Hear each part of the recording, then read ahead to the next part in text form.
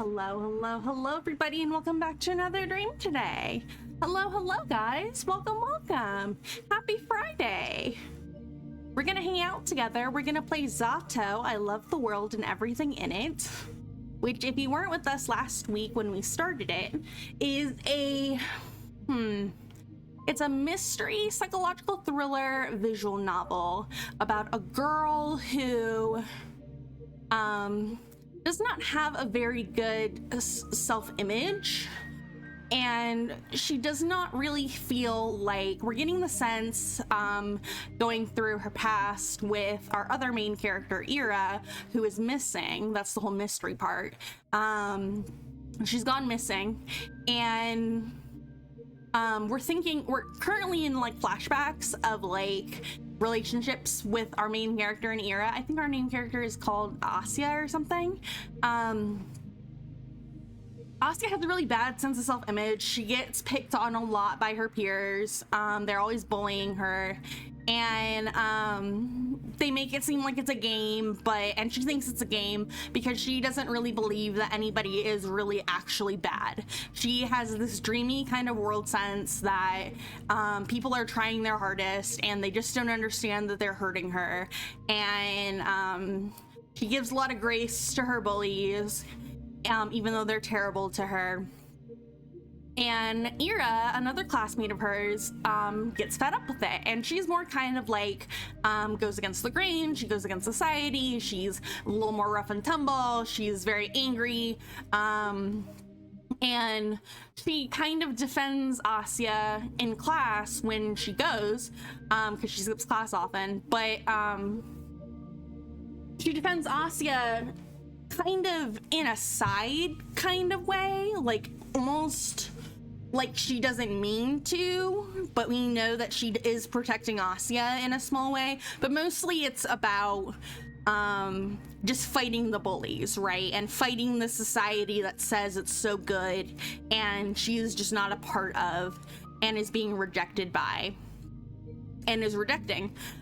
So Ira kind of like gets in the way of the bullying every now and then, and Asya starts to develop this kind of dependence on Ira, where she feels like how do I put this? It's so hard to say because they're not actually saying this outright, but you kind of have to feel the vibe of the relationship and understand the dynamic, because Asya is very she admires Ira a lot, and you could almost say she's infatuated with her without actually being romantically infatuated with her. She wants to be friends. She wants to hang out with her. She is really interested in Ira and what she has to say and her worldview, and she feels like she can connect with Ira, but Ira doesn't necessarily all the time promote that kind of friendship. There's many times where she's been angry by Asya showing up, because Asya goes out of her way to search for Ira after school in the town, and she just wanders the town looking for Ira day after day after day after day for weeks, months, and because Ira is very truant.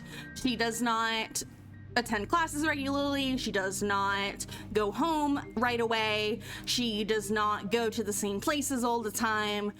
She's very hard to get a hold of. So Asya is very much searching for her, trying to build up a connection between her and Ira. And she's built up in her mind almost this fake connection between the two of them because she's had so many inner thoughts of Ira and her interacting and having conversations, and she feels like Ira knows her, which Ira does not.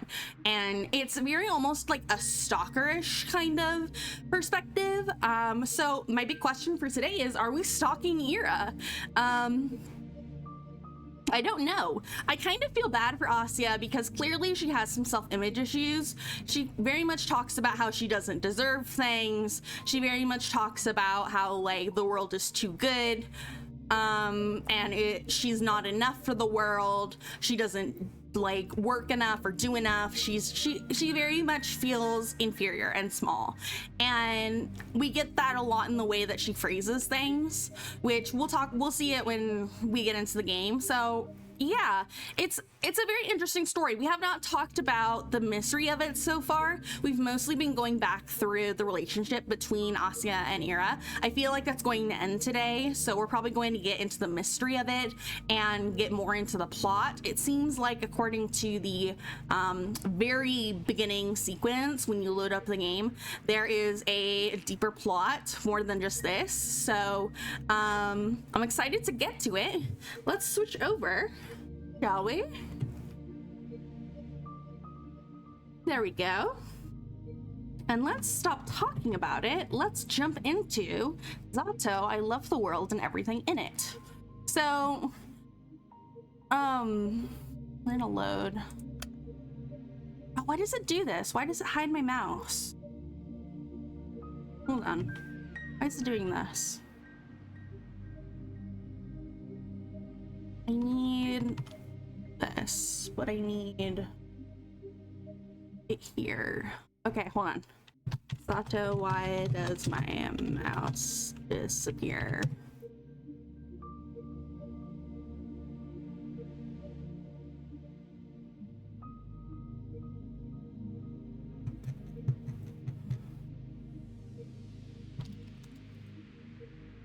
My mouse only disappears when I'm playing it. Maybe I have to change it to, let's see, hold on.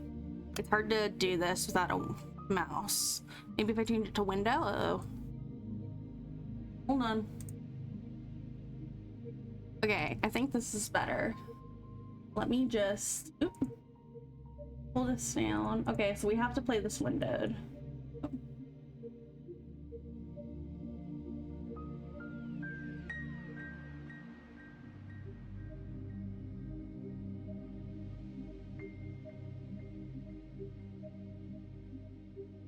Look bad. You can kind of see the border window at the top, but I guess it's okay. I wish I could do it full screen, but when I do it full screen, it loses my mouse, and I don't know why it does that. I think it's probably an overlay problem. So we're just gonna have to put it in window. Oh my god, I lost my mouse again. There it goes. I'll have to put it in window. Maybe I can,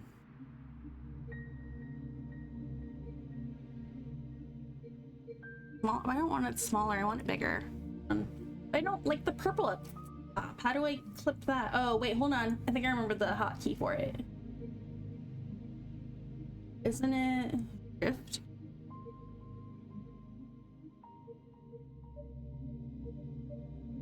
Oh, it's not shift. Is it alt? It is alt. Crop it a little bit. There we go. Does that crop it? That did. Nope, that's still changing that. Sorry for the scuff, guys. I'm trying to get this perfect because I'm a perfectionist.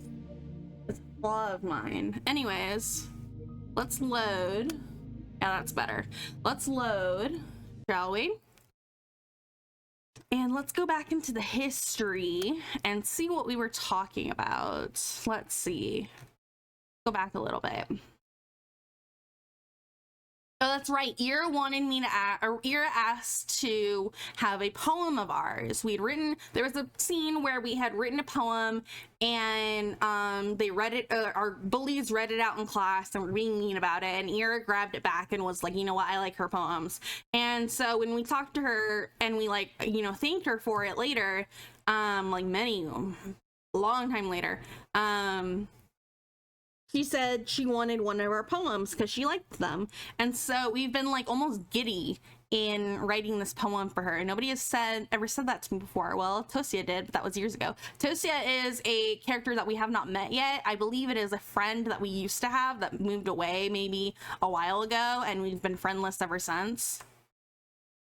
That poem, the one that Garin read. Garin is one of our bullies. What did she like about it? Maybe I should have asked. Where is it? Where was it? Ah, that's it.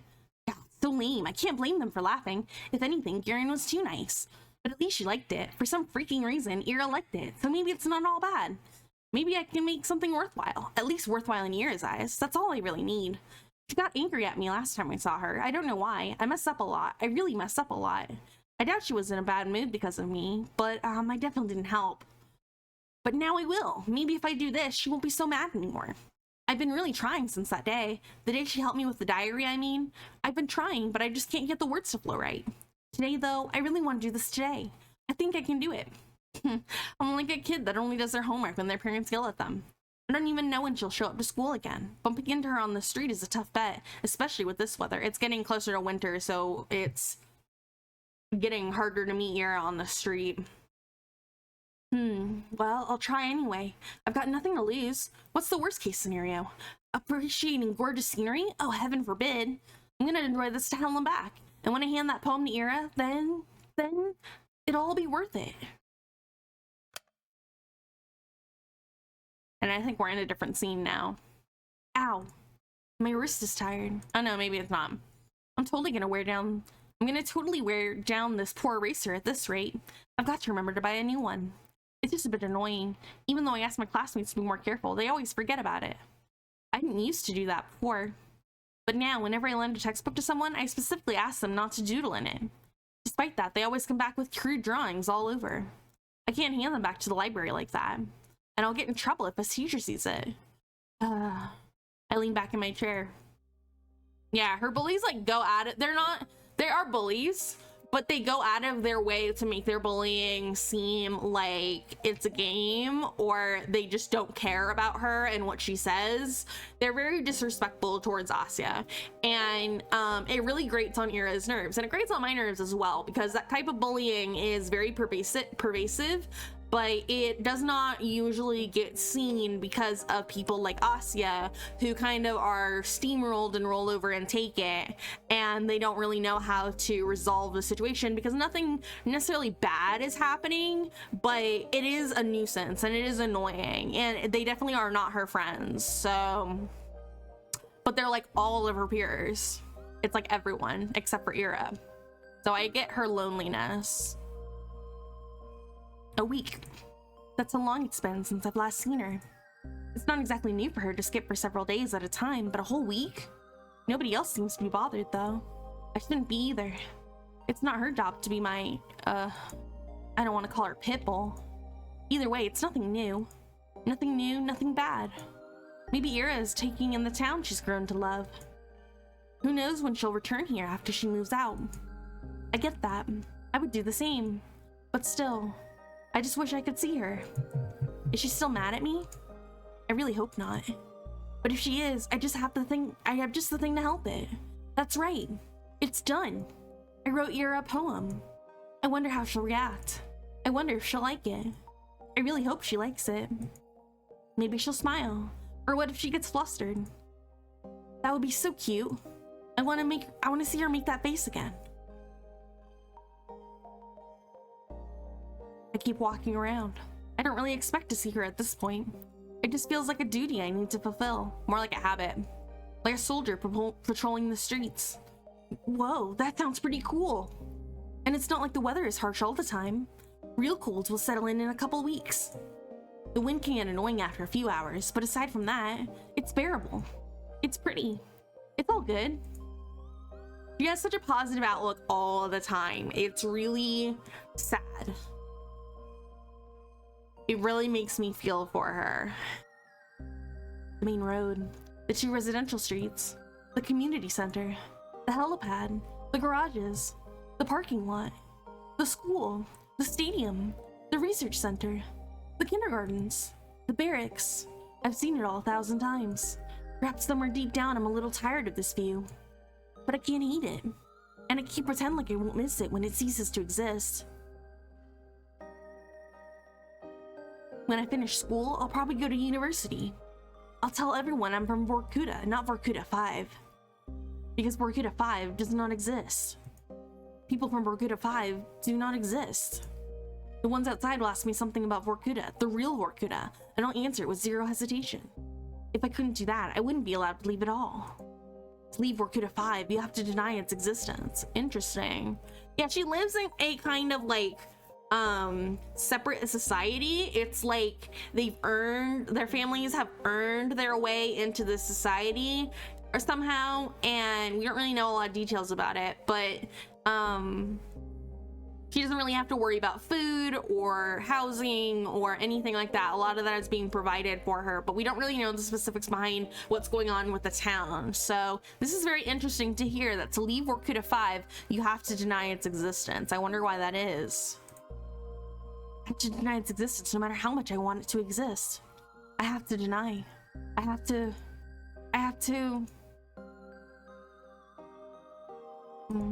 But it's tough. So tough that I'm not sure I'll ever manage. Realistically, I'll probably slip up and blurt out something incongruent. I do slip up a lot. I hope I'll get better at it by then. Maybe I should stop. I lower my scarf and take a big breath. Ouch. I'm seriously gonna catch a cold from this. Ugh. At least my head feels really clear. I look up and see the familiar purple gray of northern twilight. No, not twilight. Today is the first day of this year's polar night, so I won't see the sun until the tail end of December. It's nothing too bad. Personally, I don't mind the dark. Interesting. That's so crazy to me. Some people seem to get really depressed during this time, but I'm not one of those. If I stay out for just a little longer and wait for the clouds to clear, I'll see the stars come fully into view. It's a beautiful sight, especially from here, from the barracks. Far better than that dinky sliver of the sky I'd see from my apartment windows. I wish I could stick around for longer, but it's getting too cold. I start making my way back. Decrepit rows of worker houses disappear behind bigger and better homes. Interesting. So there is a lower income economy. There's workers. There's an old playground just around the corner. That's right, we used to go there all the time with Tosia. Even back when it was kind of unpopular. They built a newer one just 5 minutes away, so... Okay, so I think Tosia is an important character because not only is he Asya's only friend that she can remember from her childhood, but Tosia also seems to have left, which means that Tosia has to deny that Asya exists at this point. He has to deny that he's ever met her because she was not in Vorkuta, the regular Vorkuta, where everyone else is. So... this is really interesting. I wonder why there is a Vorkuta 5, and I wonder what's going on with like Vorkutas 1 through 4. Is there another society that is like built like this and has like housing and income and schools and research centers and all this stuff, like a whole town that they have to deny when they leave because it doesn't exist? And what of real Vorkuta? This is so interesting. The atmosphere is amazing in this game too, and I love the little snowfall in the background behind the text box. That's so cool. Even back then, it was kind of unpopular. They built a newer one just 5 minutes away, so we often got to have the whole thing to ourselves. I guess that's why we like the place. Somehow today feels quieter than ever. I can hear a big clinking sound as the wind passes through a swing set chains. Eh? I slow down. There's a figure sitting on the frozen merry-go-round. A drunkard? No, we don't have those kinds of people here. At least not out and about on the streets. And the frame doesn't seem like it belongs to a man either. I approach, gently making my way through the snow. My Valen key sink into it with almost no resistance, almost zero sound. I don't know what a Valen key is. Valen key? I don't know what that is. When was the last time we had snow like this? Snow this soft? I don't remember. Perhaps I've stopped noticing the crunch of ice under my feet. Perhaps it's me being too focused on the person I've now recognized. It's Ira. Of course it's Ira. Oh, she looks awful. Oh, now is so not the time to talk to her. She looks awful. She's hunched over, elbows on her knees, hood down despite the cold. Her hair is tangled, half wet from the snow. What is she doing out here? Smoking or... Huh? I stop a few meters away. Ira's letting out quiet, gasping sobs. Ira? She looks up fast, as if jolted awake. Eyes red and puffy, face raw from wiping at it with her sleeves. There's a bit of snot on her upper lip. What? What do you want? I don't know what to answer. What do I want? All I can think about is how I've never seen a person look so small. Are you okay? Ira swipes at her eyes again, then stands. She stumbles a little, trying to regain her usual posture. What, another one of your hangout spots? Damn creep. Yeah, we're like basically stalking her at this point. Her voice cracks halfway through. Well, enjoying your show? I slowly shake my head. No, I just saw you. Ira rubs her nose on her sleeve again. Her hands are shaking. Then go back to wherever the hell you came from. Go home, Asya. This isn't for you. I take a small step forward. I want to say something, anything. My head draws a blank. Before I can squeeze out a single word, Ira turns around and stumbles through the snow away from the playground. I can't even muster the courage to call out to her, let alone follow. I simply watch as Ira vanishes into the alley. If not for her footprints, I believe she was never even there. The snow keeps falling. A feeling I've long forgotten swells inside me. I've learned to not acknowledge it, so I got buried many layers deep. The hollow space inside my chest grows darker. The sky is full of pinpricks. The world is looking down on me, but not in the way other people do. It's kind and gentle. I don't feel small under its gaze. Its eyes are pure and tender. Beautiful. Interesting. Ira is definitely having a hard time. I just don't know with what, and I don't know why. And I don't know what we can do about it. You know what I mean? She's clearly not okay. Episode 1, end. Interesting. Episode 2, Marina. Marina is the girl that we met when we were going to go to the teacher's office to talk about Ira being missing. Marina was outside the door and she swept us away when we showed up, and she grabbed us and we disappeared with her into the school, and then we started having all these flashbacks. So now I think we're gonna be going back to present time. The inside of the Bezdoshka cafe is warm. It looks that way whenever I walk past its huge glass windows, the whole interior basked in golden light. I did feel tempted to enter a couple times, but whenever I saw my classmates there and realized they'd just see me sitting at the table all alone, I just kept walking.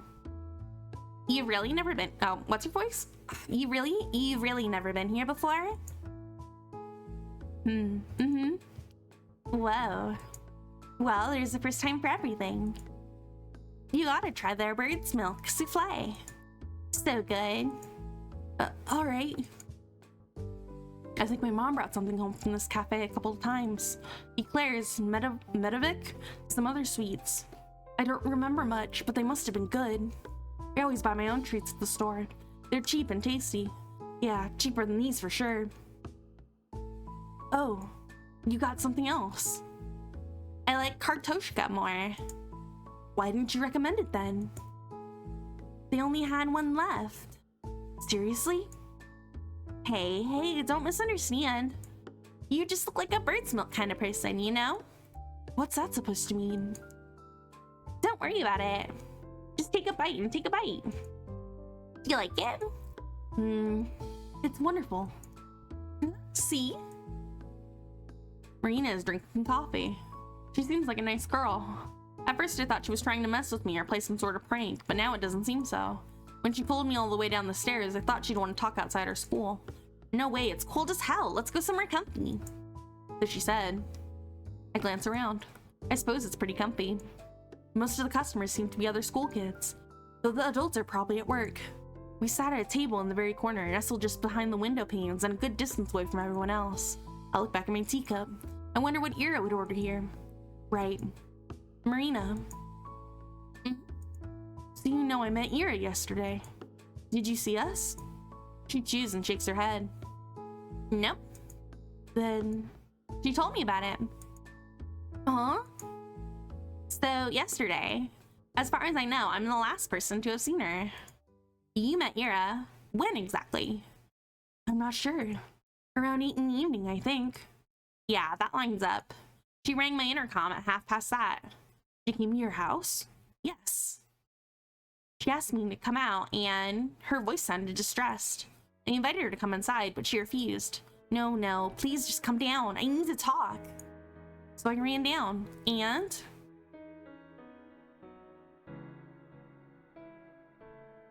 she looked so shaken. I've never seen her like that before. Not in a long time, at least. Yes, she looked rough when I saw her too. Right? I tried to calm her down, but she kept sobbing. I can't. You were right. I shouldn't have. I think. I don't know. I don't think I can help it anymore. I don't want to go.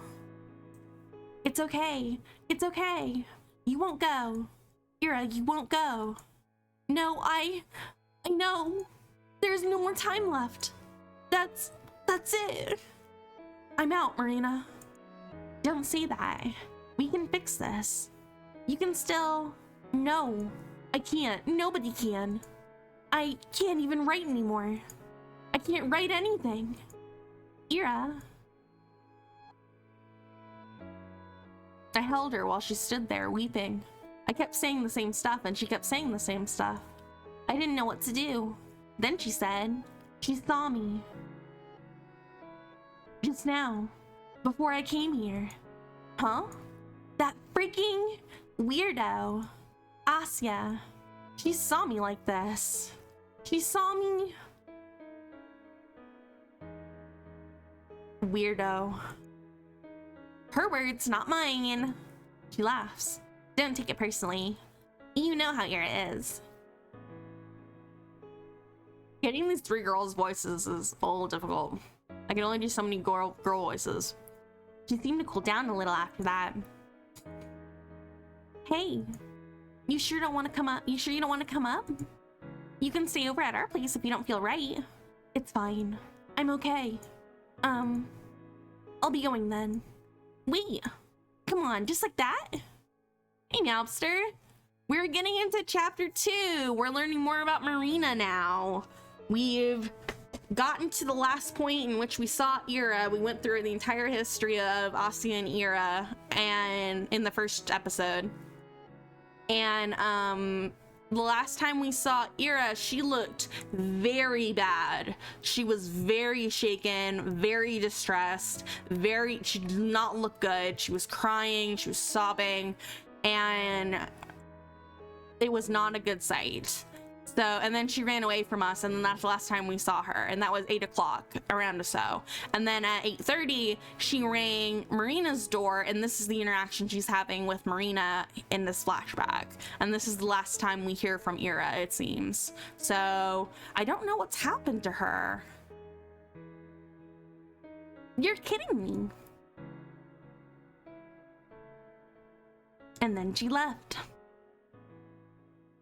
We should teach our protagonist to throw a mean right hook. She really needs to learn how to do that. She's a little too, she's a little too sensitive. She's a little too optimistic. She's a little too nice. You know what I mean? Like, she's not really the type of person to throw a punch, but she really should learn how to do that. And she really should just punch Gavin in the face sometime, or like in the gut, like something rough, right? She should really defend herself against these bullies and make them leave her alone, because she's not having a good time. We also learned a little bit about the village that they live in. It's called Vorkuta 5, and apparently when they leave Vorkuta 5, we don't know all the details yet, but apparently when they leave, when they grow up and go to university, they have to deny the existence of Vorkuta 5 and say they're from a general Vorkuta with no number, and she has to lie and say that she's from there and act like she's from there, and she can't mess up. But she talks about how she messes up all the time, so she doesn't really think she can do it, but we don't know why they have to do that. So there's definitely a mystery going on. There's definitely a mystery going on, and I'm really into it. I'm really here for it. You didn't try to stop her? I mean, I can't like restrain her. And hey, I could ask you the same thing. You didn't hold her down with hands behind her back, did ya? No, I didn't. That's very true. You can't please everybody. It's a very important lesson. I feel like it's a lesson that every teenager has to learn, and she's definitely learning this lesson right now. Or she should learn this lesson. But she can't please everybody, and I think that goes for even adults and everybody else as well. You can't please everybody, and you can't make everybody happy. You're gonna be an ass to some people are not gonna like you, and it really matters in how you react to those people and what you do about it. Asya tends to just let them steamroll her and run her over, and she is a walking doormat, and she doesn't view them as her friends, but she views them as her peers still, and she still believes that they're not doing it on purpose to hurt her. She believes that they're doing it because they don't know any better, because they're still children, because they're still learning, right? And she's like, not that she knows better than them, but it's more like she doesn't inherently believe that they could be doing something because they want to do bad. She doesn't believe that people want to do bad. They just don't know any better, right? And so she really needs to learn this lesson that, yeah, she really needs to learn this lesson that, like, she can't please everybody, and she's gonna be an asshole to some people, and some people are not gonna like her, and she needs to learn how to deal with those kinds of people. But that's a really tough lesson to learn, like, as a teenager, especially when you're surrounded by peers that don't like you, and your only savior is now gone, like, officially. She's missing, so you don't really have anyone to back you up anymore. So now's the time to learn how to either throw a right hook or learn how to tell those bullies to leave her alone. You know what I mean? She deserves to have peace, but she just doesn't believe them. I did just watch her walk away, didn't I? But judging by Marina's story, looks like these two were really friends. What did she say again? She hasn't seen Ira like that in a while? So she's been in a similar state before. And now she's all messed up. All because she'll be forced to leave? So, why can't we tell anyone about this? Well, how much do you know about Ira's family? Admittedly, not much. I know they have some issues because of, Ira's behavior. They say she'll be expelled and sent away after this quarter. That's about it. Well, you're not far off. Her parents have been catching lots of flack. Yes, but I still don't really understand it.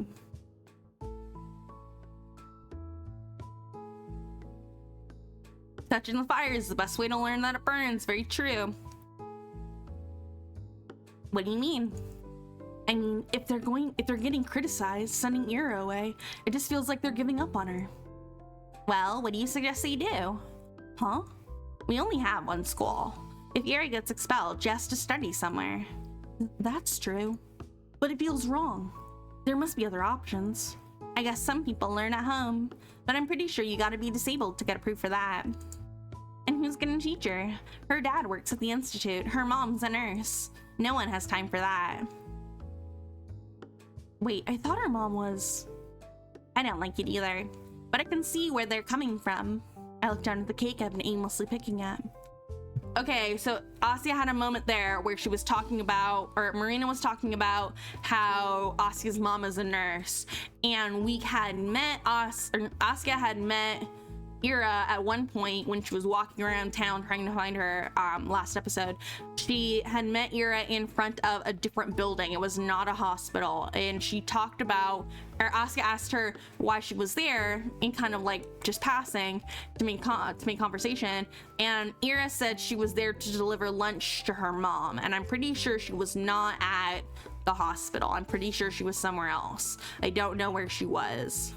I'll have to go back and watch that, but yeah, that's really interesting. We just had an incongruency there. Oh yeah, go have fun playing Subnautica. Are you playing Subnautica 2, Meowster? I heard it just came out. I didn't watch it, but I noticed that Jacksepticeye had played some Subnautica 2. I can't really handle those like underwater games. Underwater gives me a lot of like anxiety, so I'm not really good at those kinds of games. But I think I did play it I played the first Subnautica in VR for one point for like maybe 5 minutes, and that was so disorienting but so much fun. I get so anxious about of course the big monsters in the ocean, and even the little monsters. I don't like all the things in the ocean. I can get by with playing like Endless Ocean, which I think was on a Nintendo, and it's more of like an explorative like underwater thing that doesn't feel as oppressive as like going down into like the deep ocean underground basically and seeing all these big monsters and stuff. Yeah, that stuff scares the crap out of me. The cavalry is here. You guys can do it. I believe in you. Anyways, thanks for sticking around. I hope you get to see a little bit of the visual novel, but if not, you can always catch it on the VODs channel. It was so quick to cast a moral judgment. Did I expect their whole family to move just because of Ira's poor attendance? Did I expect them to become begging on their knees for the board to keep her enrolled? It's just so childish. I understand, but what does this have to do with keeping silent? Do you know how Ira has a little brother? Huh? A little brother? I had no clue. Huh? She does. His name's Tolek. Funny kid. I really had no idea. My lips are sealed, Mobster. You won't hear anything from me. They won't know that you're shaking in your boots over there by those big monsters. Those things are so scary too. But I have to admit, the lore of Subnautica was so cool. I loved the like alien-esque lore of it, and like finding the underground or underwater like research stations. That was so cool. I don't remember a lot of it, but I remember that being so cool. I hope Subnautica 2 also has a lot of like lore to it and story. I think watching the story will be really interesting. That's okay, you see? It's true, Ira's parents haven't had it easy, but Tolek's got it much worse. You know how when adults are cruel, they try to be subtle about it? Kids don't. It's not so bad when you're in kindergarten. Sure, some kids won't play with you because their mommy told them not to, but they're still too small to really get it. It sucks, but it's not the end of the world. However, he's going to school next year. So right after his sister got expelled. That's one hell of a legacy to walk into. Oh no. No pressure, right? At least nobody will expect too much from him. Don't see that. Sorry, bad joke. But my point is, everybody knows that it's gonna get worse. I can imagine. Yeah.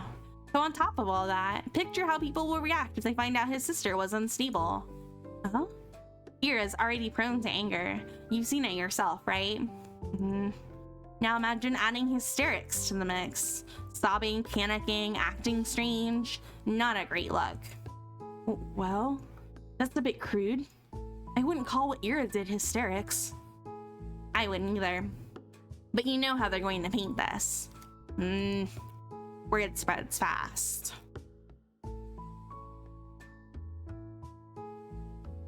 You say anything to the teachers or police, the next day everyone in town will know. That's why I think. I don't think it will help anyone, Asya. But maybe it could give them a clue. What clue? Well, if anyone should give a testimony, it's me. I saw her last, right? Oh, right. That makes sense. Well, I told him I saw Ira from her apartment window around that time. You know, without the part where I came down to talk. But I don't know how helpful that'll be. She seemed to go in the direction of her house after we met, but I didn't exactly follow her home. So not much of a pointer. At least they know she didn't leave the city. Border control could tell them that much. Right, border control. This sure is a pickle. I've had my doubts about reporting from the start, and how now Marina has solidified them one by one. Tolek, this really could harm Ira's little brother. But if that's the case, are we really supposed to sit back and do nothing? I don't like the idea of that. Ah, there's one more thing I wanted to clear up. One burning question Marina must know the answer to. Oh, by the way. You seem to be a good friend of Ira's. Maybe you know something about this. Good friend is generous.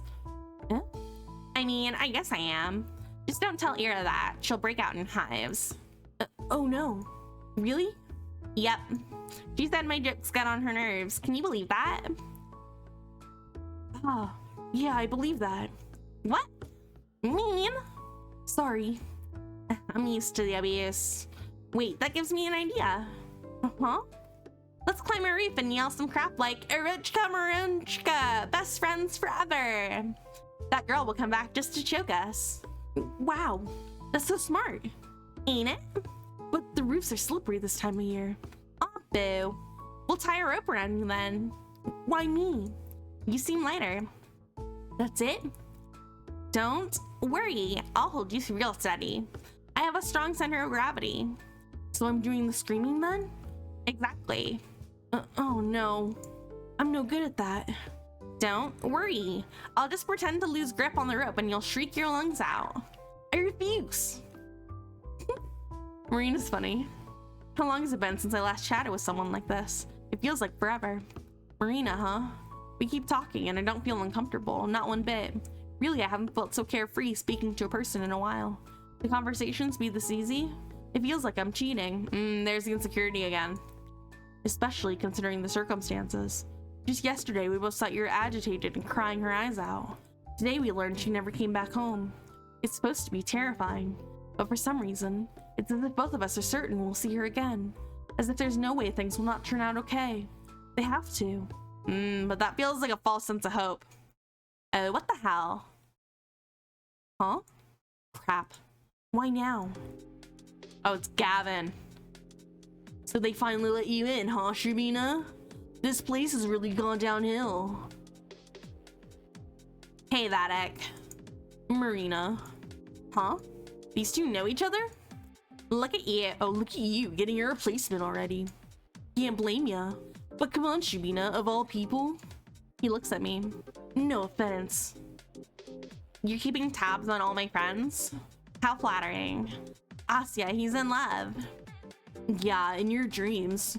It's just funny how you always gotta have someone like that around. Someone like that. Marina menacingly lifts her coffee cup. You want this on your pants? Ooh, scary. You want to get banned from your single hangout spot? I won't. It'll just be a happy little accident. With your name? Look who's talking. Asya, this guy couldn't aim for the toilet till he was 11. His mattress, however. Shut up, that's not... Gavin makes sure none of his buddies heard that. He glances back at us, trying to look unbothered. Why am I even talking to you? Good question. Wasn't she your best friend or something? Huh? Geez, why does everyone keep saying that? I mean, maybe I'm wrong. You seem to have having a snazzy time without her around, having a good laugh and all. And you were joking about it too. Huh? In class, you laughed when they declared Ira was missing. Well, she ain't my friend, is she? That bitch attacked me. That's not the point. You don't think she's really missing? I don't give a damn. And you don't really seem to either. Why should anyone? That's really presumptuous of you to say that she doesn't give a damn. Like, just because you don't, that's fine, but you don't need to go around telling her that what her feelings are. That's not fair. You don't need to do that. That's very bully of you. I don't like them. And then, of course, the fact that he's like, why should anyone care about Ira? That's just, Ira's a person and she has feelings and she clearly was going through something difficult. So we should have a little bit more sympathy for her in her situation, and we should probably be more concerned that a fellow human being has disappeared suddenly and gone without a trace. We should probably be a little bit more concerned about that, right? Just as people. Don't worry, the feeling's mutual. Well, whatever. I just came in to check if it's really Shabina over here. Thought I was hallucinating for a second. Why can't she be allowed in here? So what, they let you out in public now? Oh my god. Must be a big day for you. Having fun? She was before you showed up. One, not talking to you. Two, learn to take a joke. Whatever. My boys are waiting for me. Ciao, ladies. Enjoy your evening. Why, thank you. With a sneering grin, Garin strolls back to his friend group. What the heck was that? I guess I shouldn't be surprised at running into him. Other kids hang out at the cafe all the time. Even so, it's like a bucket of cold water just got splashed over my head because you're being bullied. That's why. That's probably anxiety you're feeling and the relief of it now that he's gone. Geez, can you believe this? Yeah. I mean, I didn't expect that. No, seriously. How can a man be so catty? Never thought about it. That's just pathetic. She glares at the table of schoolboys from across the room. Do you two know each other? Yeah. We played together as kids. Oh. It's a boring story. We got along when we were little. Then I grew into a normal person and he grew into a jerk. So we stopped talking. The end. I suppose that happens a lot. Yep. Well, I'm not exactly sad about it. It's like, bye-bye, don't let the door hit you on the way out. Speaking of which, wanna head out? No fun sitting here with those losers stinking up the place. Yes. Let's go. Cute. Maybe Marina will be our friend. The cold immediately stings our noses as we step outside. The sky is just as dark as it was when we went in an hour ago. I'm still not convinced that us talking about how she's upset is not going to be helpful to the police. Clearly she's under some kind of distress, and it can't just be from being at home, because she wasn't really ever at home. So, and she wasn't really, it doesn't seem like she was taking care of her parents in the way that she was telling Asya she was. So I wonder, there's still the mystery of the 30-year-old man that she was with, that she's been seen with. We don't know who that is. And I don't think, I hesitate to say that he's maybe a lover. I think maybe he's more of a mentor that did something bad or is in some kind of trouble, or something happened with him and it's made her disappear. And it's interesting that she talks about, Ira talks about how she can't write anymore and she doesn't know what to do, and she's gonna have to leave. And I don't know what that means for her, because I don't know her situation and what's going on with her. So, there's a lot of mystery in here. It's a deep violet, one of my favorites. Marina hops and grumpily pulls up her scarf. Man, I wish we had more cafeterias or something. Well, there's a pub. The pub. I guess we could get in. I've been told I look mature for my age. Is she seriously considering it? Also, who told you that? If you want to sit somewhere, we can go to the, library. I realized how lame of a suggestion that was halfway through the sentence. Ugh. And here I thought I was doing all right. Library? Huh, never thought of that. Well, it's rather nice if you just want to, be at peace for a bit. Whoa, at peace. Peace and quiet's important, yeah. Self-reflection, meditation, contemplation, just like Buddha and stuff. Yeah, I hear you, I get it. Buddha? Sounds great. I'll try it sometime. Thanks. You're welcome? I think I'll go home for today, though. Oh, yes, that's all right. I was thinking the same. Cool then. It was nice talking to you, Asya. Sorry about the whole Vatic thing. Oh, no, don't worry. It's not your fault. He just came up to us, so... Nah, I kind of made it all worse. That guy just drives me up the wall. Yeah, that's fair. Guess Ira and I have that in common. Did she really throw a friggin' chair at him? Yes, she did. Hey. I'm sure she's fine. You are? I'm not. Yeah, this probably sounds silly, but it's like I believe in her. No way she would just go and disappear like that. Oh, I think I get what you mean. Ira's really tough. Exactly, but she also can be not tough. We've seen that. We've seen her be really broken. So I'm not convinced that she's as tough as she makes herself out to be. Bye, Meowster. Thanks for coming. I'll see you later. Have a great one. Have fun with Subnautica. Bye. Exactly. She's not going down that easy, yeah? Yeah. Tell her the girl to aim at the chin every time she swings. Yeah, right? Clock him. Well, I'll be going then. See you around, Asya. Asuka.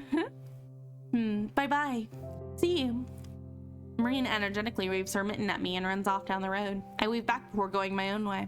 I shoot a parting glance at the cafe. There's the table occupied by Garin's friends. And ours is... Huh. I never paid attention to it, but the table we sat at is half obscured if you look at it from the outside. At this angle, only Marina's back would be visible to passers-by. So, Garin didn't know that she was there.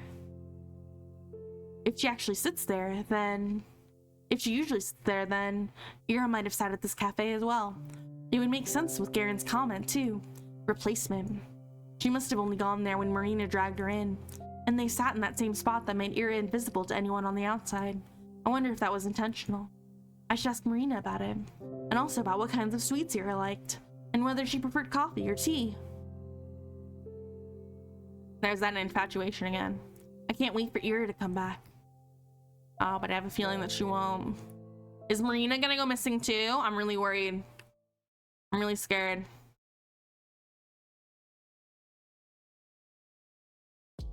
Ah, I forgot. I totally forgot. Garin came up to us and it just slipped out of my mind. I wanted to ask Marina about the man Ira was seeing. It doesn't feel like something she would do, but after everything I've learned, I'm not sure if I knew Ira at all. We don't talk much at breakfast, but I asked my parents if they heard about her disappearance in the morning. Dad said about what I'd expected. Ah, Gerveshku's daughter. Yes, we got a notice. You know Ira's dad? Did you see him yesterday? No, we're not acquainted. I don't think he came into work. I see. Do you think they'll find her? Of course they'll find her. It's not a big city. That's true. But there's still nothing since the news came out. It's been a day. The police would know if she left through the control post. I suppose. It just doesn't feel like anyone's looking. They are. A few of my colleagues went in for questioning. Really? Nothing came out of it. It's just a big waste of time. I don't see what someone's teenage rebellion has to do with us. Mom slowly shook her head. Poor girl. This made me feel a little more determined. It's clear the attitude toward the case is pretty much the same between both kids and grown-ups, but it does sound like there's an actual investigation going on. The police aren't just sitting back. At least there's that. No updates? I haven't heard anything. Yeah, me neither. Boring. The boys at the desk next to me are copying my homework. Everything is already back to normal. The same conversations, the same digs. Hey, at least Shabina got herself a new friend. Huh? Yeah, what's up with that? Got kicked out of the library? I can't go to the cafe now? Look who's getting sassy. We're only curious, you know. It's rare to see you crawl outside your little cave. And what of it? We're just so proud of you, putting yourself out there and all. Want to hang out with us while you're at it? Eh? Man, what are you doing? What? It could be fun. No, it couldn't. Shabina, don't listen to him. Well, how about it? Don't say yes. Come on. You're probably all sad after your Orochko and MIA. You gotta cheer up a bit. She's fine. Leave her be. We can all go to the movies or something, How's that sound? Jeez, he's just messing with ya. Let him drop it already. Dude, don't ruin it. She was about to agree. You're such an asshole. I wasn't going to... I sigh. It's always gonna be like this now, huh?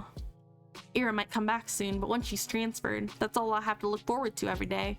Don't think get tired of this? It's always the same jokes, although... It won't get any better if you keep doing this. It will only get worse. That's what Ira said to us. Worse, huh? I'm trying to imagine what that'd be like. You talked about it as if I were being bullied, but that's not really the case, is it? No, you're definitely being bullied. We've all seen Scarecrow. What's Scarecrow? We know what actual bullying looks like. Nobody's hurting me or destroying my clothes. Yeah, but just because that's not happening doesn't mean you're not being bullied. The worst I have to deal with is some tasteless jabs. If anything, I ought to grow a thicker skin. Maybe, but... I imagine she meant the boys would get more cruel, but would they really? Don't guys riff on each other all the time? They always call each other's names and laugh about it, right? It's just the way their friendships work. It's not fair to assume they're trying to make me feel bad. There it is again. She's assuming that they're not intentionally trying to make her feel bad. She's giving them the benefit of the doubt they don't deserve. And if they aren't really trying to be mean, what reason would they have to be more cruel? All things considered, they've been treating me rather politely. No, they have not. I mean, I've never been called a dumbass or an asshole. So, I know it was a joke, but speaking hypothetically, would it really be so bad if I went somewhere with them? They may be a bit rude, but I'm also, well, I'm kind of a wuss. So, no. What are you thinking? Huh? Did you forget? Wait? Did you forget the last time they caught you all alone? What happened? What? That was a prank. That time No. It was my fault. I just overreacted. I always do. You will overreact again. It will happen again. But Garin wasn't with them. It wouldn't happen now. It wouldn't be the same. That's right. He'll make it worse. Sorry. You're right. I understand. Do you have like a second thought? Asya! Marina. Hi. Marina runs to me across the hallway. I feel a little better right away. Interesting. That was an interesting conversation we just had with ourselves. Hey, got home safe yesterday? Isn't it obvious? Yes, thanks. You? Almost died. What? Okay, so there's this hopscotch on the way to my house. She slipped. Can you believe that? They didn't even sand it. That's a hazard. A deadly hazard. Unforgivable. That's what I'm saying. I told my bro to file a complaint, but he just blew me off. Imagine that. That's so terribly rude. I'm basically crippled and he doesn't even care. Oh no. Is it that bad? My butt hurts. Get well soon. We've chatted about dumb things like that for a minute or two. I still can't wrap my mind around how natural it feels. It's so much fun, but I can't shake off the feeling that we're trying to stave off a question no one wants to hear the answer to. Marina has been nice enough to set an easygoing atmosphere. It's only natural that I should be the one to ruin it. By the way, have you heard anything from Ira yet? If Marina were a dog, her ears would droop. No. You? No. We never had each other's contacts. I see. Should have figured. I doubt she'd call me even if she had my number. Marina was the person Ira went to. If she did get in touch with anyone, it would have to be her. Her or... actually, I wanted to ask you about something. Oh? What is it? I look around. The hall is rather crowded, more than I would like. I'm not sure it's a good place to discuss this. Marina seems to understand what's on my mind. Hey, how about we talk about it after school? You don't have any plans, right? I'm free, so yes, that would be great. Sweet. I got 5 lessons, so meet you right after. All right. Later then. I gotta go back to my friends. Okay, see you. She returns to the group of girls on the other side of the hallway. The Marina is pretty popular. Well, duh. She's a really outgoing person. Seems like the type that can get along with just about anybody. I'm just not used to people like that paying any attention to me. It doesn't feel real. As if it's breaking some sort of unspoken rule. As if it's yet another way the universe has allowed me to cheat. She keeps thinking that these happy moments, these moments where she's allowed to be happy and enjoy interactions with other people and enjoy her life and how provincial it is and enjoy just things in general, she views that as cheating. And I think that also speaks to her insecurities and her self-image issues. It's so interesting. I feel so bad for her. The school day passes slowly. The boys don't talk to me after our short morning exchange. That's good. The room felt like it was buzzing with gossip only yesterday, but everyone seems to have already lost interest. What more is there to say? I figure that's how it works when someone you don't exactly care for leaves the picture. If Ira had never stood up for me, I'd probably feel the same. The Russian lesson drags on and on. They called me to the blackboard last time, so I should be safe today. My thoughts drift to a different place, and my eyes wander. The windows. Thin frost engravings have begun appearing on the glass. Later than I expected. Maybe the humidity levels haven't been right. They always drew it swirly in cartoons. I wonder why. The frost I tend to see is nothing like that. It looks a lot more like an imprint of a prickly pine or a clear surface shattering into fractals. A maze of edges expanding and folding over one another. It forces you to focus and unfocus. It pulls you in like a kaleidoscope. It makes it so that you look at it and to it and through it. Into the same repeating pattern of white barbs, an ornament of needles upon needles upon needles upon needles upon needles upon needles upon needles. A glass that's shattered without being broken. An edge without a piercing point. I think I've seen something like that before. The screen is shaking. It's like fractaling out. That's terrifying. Right. It's just like that time. The pattern manifests itself in jagged lines. It draws closer and closer and invites me in. I almost understood something back then. I almost realized something very good and important. I wasn't in the right state at the time, but maybe now. Maybe that's why I'm seeing it. Maybe it's time. If I just look closer, strain my vision. The concentration of sharp edges is so dense, my head and skin and eyes begin to sting. Is there a form? A shape? A sign? A number? No. It's not enough. If only I... Is she like seeking enlightenment? Ah, no, it's too much. Too bright, too beautiful. It's so overwhelming, my eyes blur. It's so beautiful, I might cry. It's too much, it's too much, it's too much, it's too much. It's too much. A bird flies past the window. Huh? I look around. Everyone is quietly writing in their notebooks. Did anyone hear that? Did anyone see? My eyes snap back to the frost-covered window. It's lovely. Interesting. I don't think Asya is altogether there. The snow is falling lightly on the yard. The long gray clouds glide placidly across the tundra. I stand by the main entrance and wait for Marina to show up. She should be free at the same time as I, so why isn't she here yet? It's been a couple minutes. A thought occurs to me, or rather an unpleasant memory. The letter pranks from many weeks ago. Could she have? No, that can't be it. Marina isn't like that. I walk down the steps. She might have thought we were meeting in a different spot. It's not like either of us specified we'd be at the school gate. I must be in a misunderstanding. Maybe she had PE and used the back exit? I'll scout the perimeter just in case. That's a bad idea. Snow around the yard is deep and somewhat bothersome to trudge through. Because of that, when you see someone go behind the school, you know that they're either doing sports or trying to be smoked without being noticed. I don't believe Marina smokes, though. Oh? I hear soft voices coming from behind the gym. Aha! Marina's class must be getting out of PE. I knew it. Maybe I can catch her there. Don't mess with me. Stop playing fucking dumb.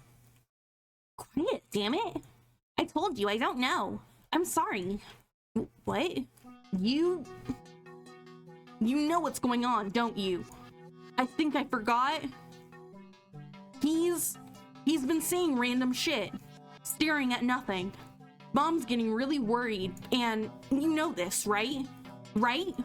The boy's voice is so shaky it takes me a moment to recognize him as Garin. Wait, Garin? This anxious?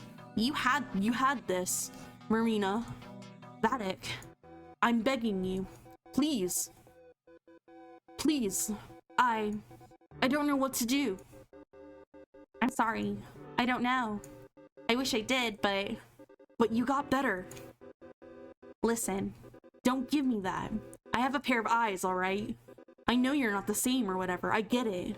But you're functional. So I need to ask you, please. Thud. What? Crud. I wanted to back off all sneaky like, oh my god, Asya. Man, did that backfire? Why did I have to slip? Asya?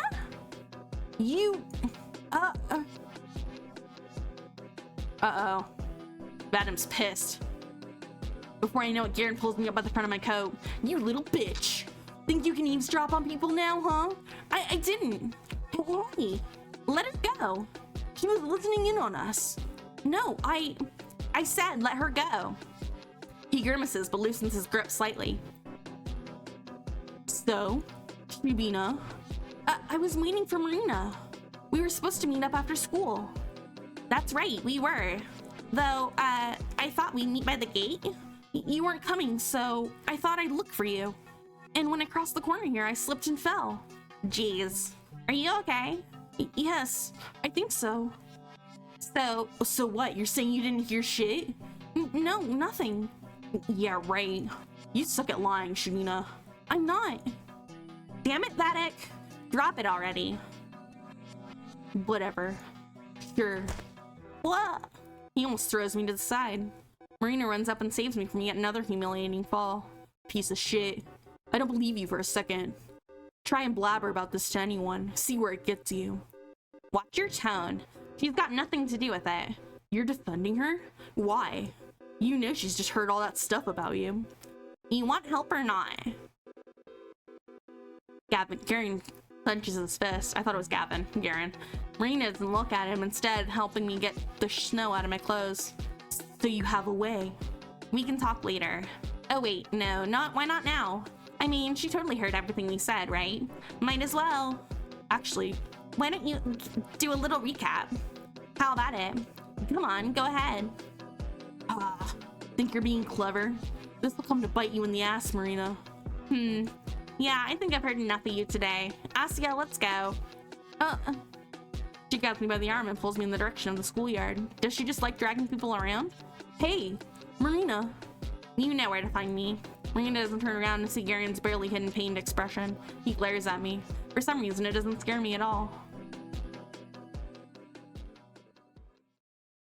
Interesting. Something's happening to the children. They're getting sick or something. Before long, we're out on the street. Marina runs her hand across her face with a frustrated moan. Ugh, what a mess. Sorry you got dragged into that, Asuka. No, I'm alright. I should be the one apologizing. Man, I knew I should have brushed him off. That jerk came up to me and said he needed to ask something real quick. Really? I thought, well, if it's only for a minute. Worst mistake of my life. I'm sorry. Maybe if I came faster. Cut it out.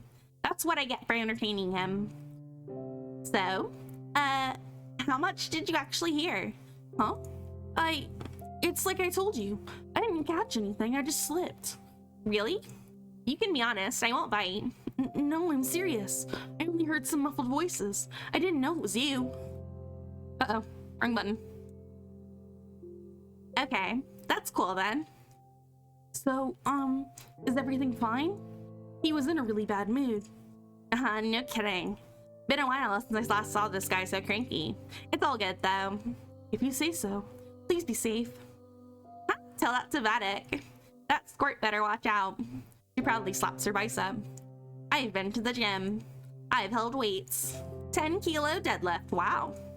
That bum doesn't even know who he's messing with. Whoa, I'll let him know.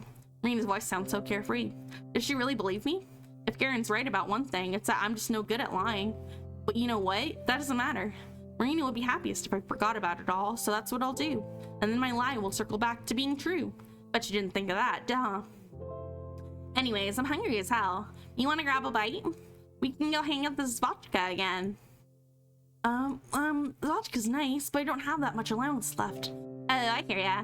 Wait, don't tell me I made you empty your pockets yesterday. I didn't know you were running short. No, don't worry. I'm glad we went. I've been looking for an excuse to eat there anyway. We could get something from the store this time if you don't mind. Sure thing. I was just thinking, wow, it's perfect walking weather. It really is. Marina's so nice, I like her. We leisurely make our way down the street chatting about this and that. Turns out Marina goes to the cafe several times a week with different people. Classmate A on Monday, classmates B and C on Wednesday, classmate D, E, and F on Friday, and so on. Sounds fun in theory, but I'd probably die if I had to live like that. It's not that bad. If I really don't want to go, I don't. Still, it must cost you quite a lot. I guess. I get plenty of allowance, so it's whatever. Oh, see, that's nice then. It's good when parents are so understanding. Though I wasn't really talking about money. I wouldn't know. I live with my big brother. He doesn't care as long as I don't bother him. And I don't bother him as long as I have cash. It's like we have a contract. Oh, wow. That's pretty cool. You think? Yes. I mean, it sounds fun living with your sibling. And you get to eat treats at the cafe all the time. Not all the time. You think I'm some sort of sugar addict? So that's where you get all that energy. Now listen here. I'm joking. No, I'm serious though. I don't just stuff my face there every day. We go to the movies pretty often. You know, at the community center.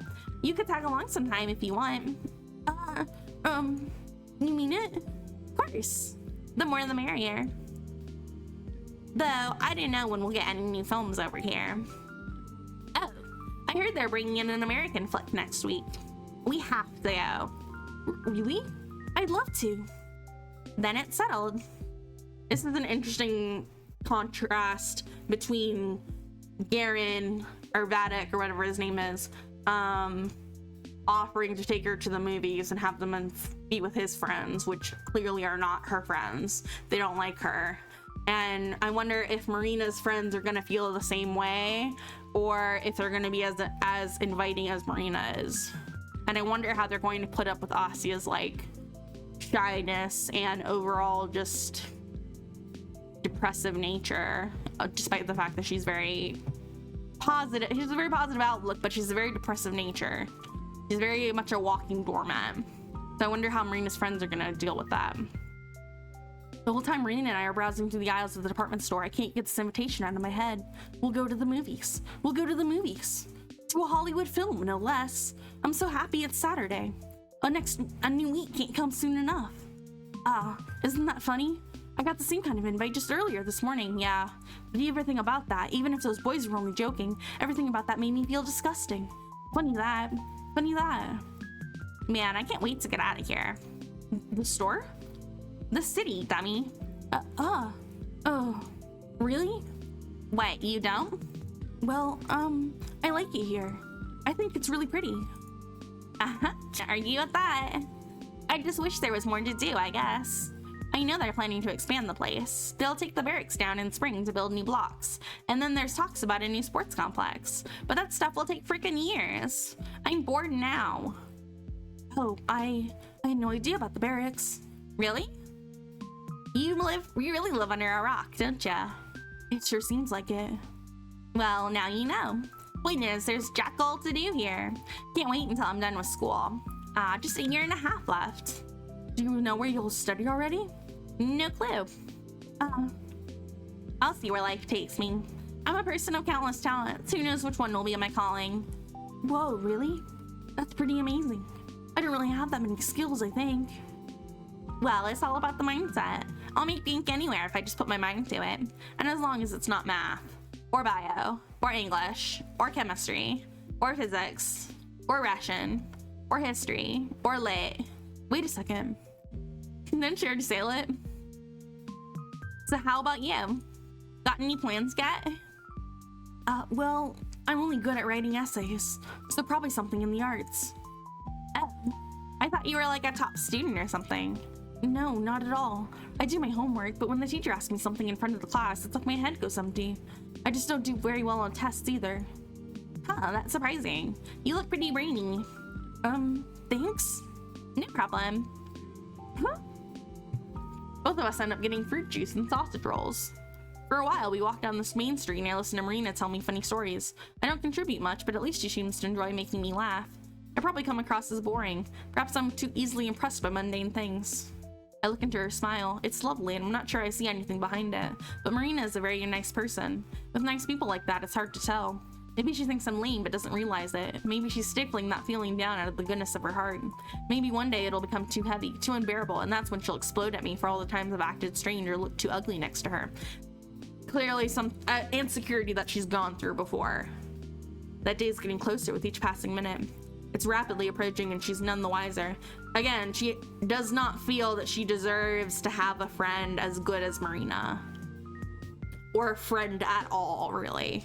Because Marina's not being overly friendly, she's just being, you know, friendly enough. And they know each other through Ira, so it makes sense that they would talk. And, you know, you have questions, so you're gonna talk to her, and she wants to hang out and stuff. But, like, I wouldn't necessarily go out to say that she's a friend already, you know what I mean? I think that might be Asya's perspective coming into play. But she's already starting to get to the point with Marina where she feels like Marina's going to abandon her. And that's really sad. I don't think, even Marina does not seem the type of person to do that, but I feel bad for Asya to have come to this conclusion that people are going to leave her because it'll become too heavy, too unbearable, and that's when she'll explode at me for all the times I've acted strange or looked too ugly next to her. That insecurity is so strong. It's such a strong thread with her. But that's fine. I know it's coming, so I'll prepare. Until that day, I'll enjoy my time with Marina to the fullest. The small repose didn't come out of nowhere. I understand. Ira, who was supposed to be here until the tail end of December, went away. The same Ira that came as an answer to all my prayers. Bringing her to me probably cost the world a lot of effort. And when all that effort was cut short, well, Garin called me a replacement at the cafe. Maybe that's true from his perspective, maybe even from Marina's. But from where I'm standing, Marina is the substitute for everything that Ira stood for. My hope, my shield, my happiness. She's really quick to turn that into Marina. It makes sense she appeared as soon as Ira vanished. In fact, it all lines up so perfectly, I'm surprised I didn't notice it right away. Of course, that's what it is.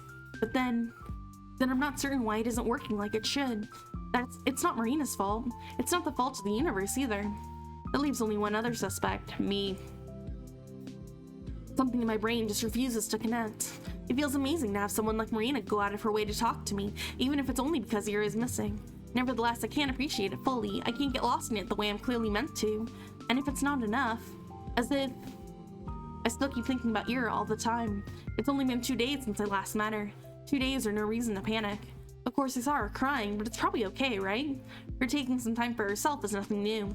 And she's really tough, so she'll be fine. Of course she will. Everyone being so blasé about her vanishment seems vapid, but when you look at it objectively, the situation isn't all that alarming. I'm just being a crybaby like always. I think you're just being concerned. Then again, that is a harmful way of thinking. If I believe the universe has let something bad happen to someone like Ira, then I'd be doubting the world's sense of justice. Not only that, but I would also be rejecting the privilege I've been given. I want to draw an apt comparison, but all my metaphors are falling short. Maybe I'm like a child who was gifted a doll, lost it, and then started to pout when their placement wasn't identical to the no. See? That's what happens. I start comparing wonderful people to toys. What's wrong with me? Even when trying to explain how ungrateful I'm being, I find the most despicable way to do so. I really don't know if I have a soul at all. Are you okay? Marina looks at me expectantly, holding her hands up to the hot air steam. Our aimless strolling, we reach the warm vents back next to the back entrance of the research center. The snow around the chutes is melted, forming uneven splashes of dark soil, lovingly sprinkled with months-old cigarette butts. Huh? Yes, why? You look kinda down.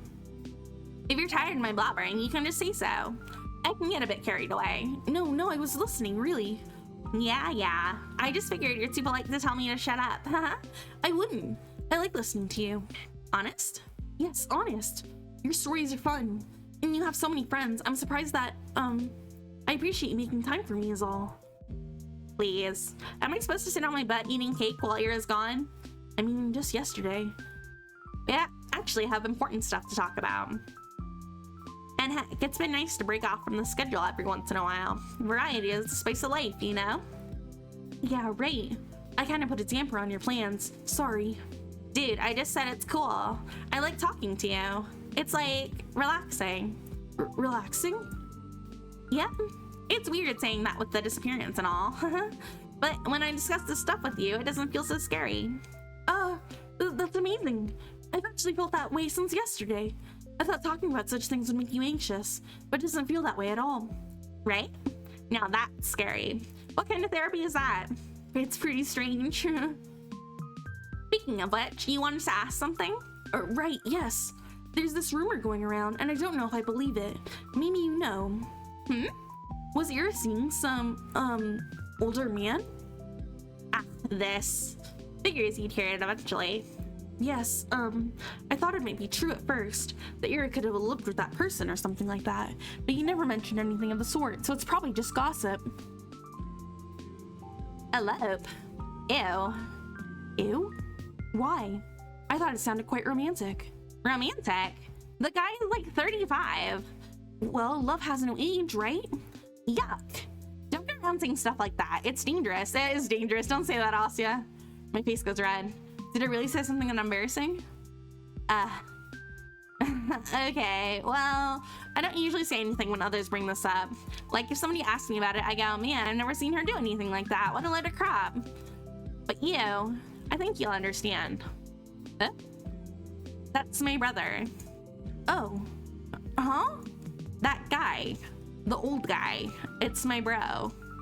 So Ira and your brother are... No. They're not like that at all. Gris. She sticks her tongue out as if she's about to gag.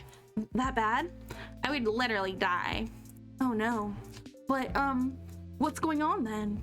If you don't mind telling me. It's fine. I think if anyone should know, it's you. Really? I can trust you, right? You're not gonna run and tittle-tattle the first chance you get, yeah? No, of course. I mean, of course not. Thought so. Anyways, ooh, the music cut out. My brother, Lev. He works in the labs, like the ones at the research complex. He's been helping Ira. Helping? With what? I guess you could call it managing her stress. Huh. She has kind of a neurotic condition. Sometimes her head just goes haywire and there's nothing she can do. Lev says it's some brain chemistry stuff. I can't say anything more than that. So when she got angry at her classmates, no, that's Ira at her soundest, if you can believe it. Oh, you know it when you see it. Sometimes she just can't focus on anything, any sound, any person.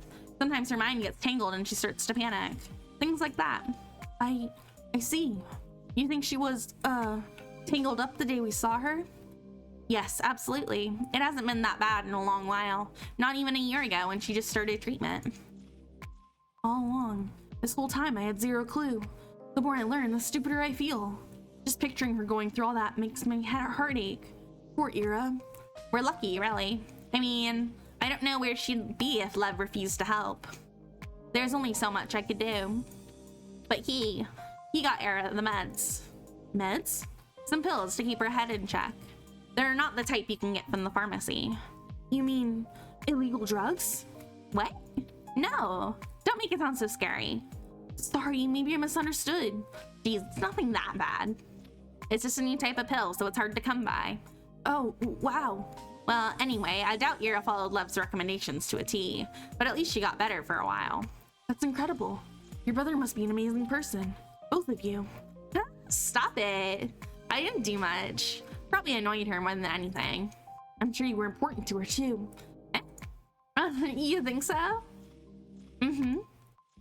Well, who knows? Who knows? Ira rejected the therapy after all. Wait. She just flat out refused a month ago. Stopped taking her pills, stopped coming to our place. And, well, you saw what happened. But why? She was feeling better, right?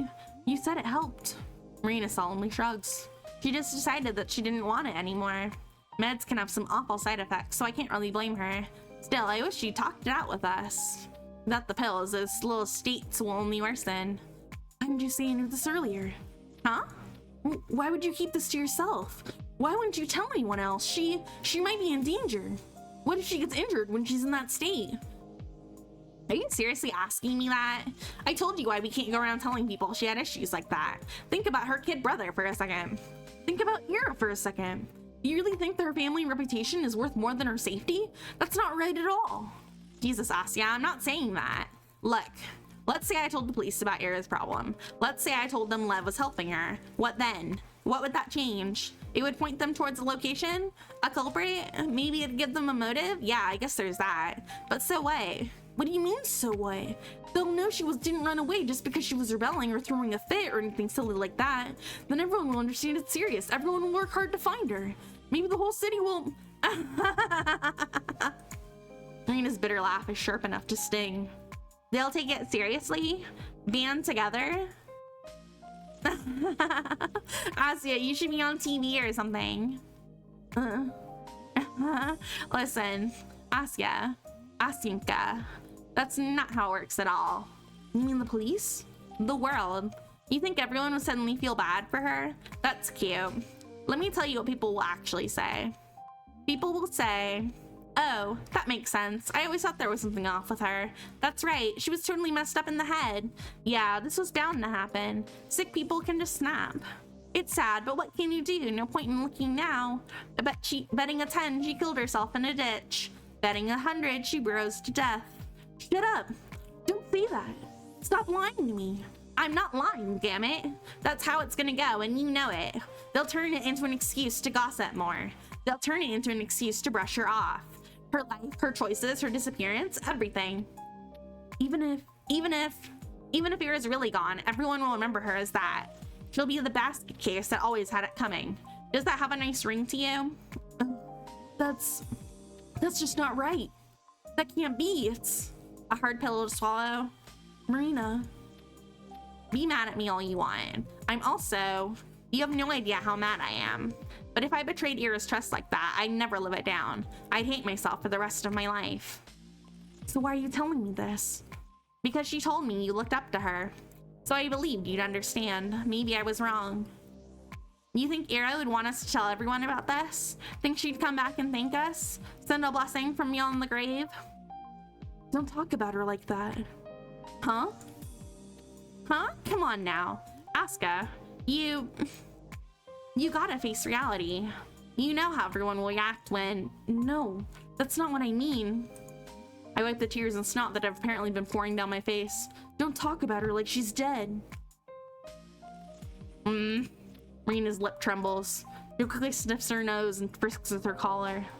I don't really believe she's dead, you know.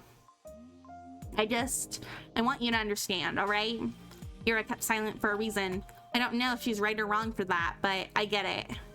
When people learn about those things, it never turns out good. It's just degrading. I understand. Do you? Yes. You're probably right. Not about everything, but about Ira. I can understand that. But Marina, you're also afraid, aren't you? Huh?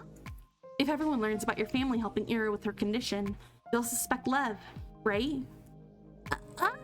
Well, you said you got her this rare medication. Did Ira's parents know about that? No, but I don't think you're allowed to do that. Are you? Marina, you're a little selfish, huh? No, it's okay. I know you're worried about Ira. Really. You helped her because you cared about her, right? Your brother, too. Of course we did. Yeah. So please, don't pretend. Don't pretend you're keeping quiet only for her sake. Or for the sake of Tolik. I mean, I'm not pretending. I know. I just wanted to say, I don't think it's bad that you're also worried for yourself. That's all. Yeah, sure. Why not? I'm scared to get in trouble. There. You don't have to say it like that. What? I'm saying it. I'm putting it out there. I don't want to get in trouble. I don't want my brother to get in trouble. I don't want him to lose his job. Is that what you want to hear, Asya? Marina, please. I don't want to fight with you. You're the one who started screaming at me. I don't want to fight either, you know? I'm sorry. I shouldn't have yelled. Please forgive me. Jeez. Why so serious all of a sudden? It's not a big deal. Maybe. I thought it was important. Sorry. Yeah, don't apologize. I feel like a total bully now. Oh, sorry, I'll stop. No, cut it out. Don't look at me like that. Don't look at me with those puppy dog eyes. All right, I'll look away. You... We're crying out loud. Marina chuckles and lowers her head. Her smile is wry and tired, but for some reason I don't feel sad looking at it. Something about her defeated expression makes me feel hopeful. That doesn't sound very nice when I put it like that. Sorry. I got carried away as well. Oh no, not at all. You weren't rude or anything. No, really. I'm not usually like that. I don't talk like that. I know. And you're right. I said it in a nasty way, but you're right. I can come up with 100 of those noble excuses, but they're just that, excuses. I'm just trying to keep my nose clean in the end. It's really lame. That's not true. You need to look out for your own family too. All the good you did for Ira's sake still matters. Please don't belittle it like that. Maybe it does. Well, I don't know anymore. Everyone's just looking to save their own skin at the end of the day. Every man's an animal, yeah? That's not what I meant at all. No? I think you're still a very good person, Marina.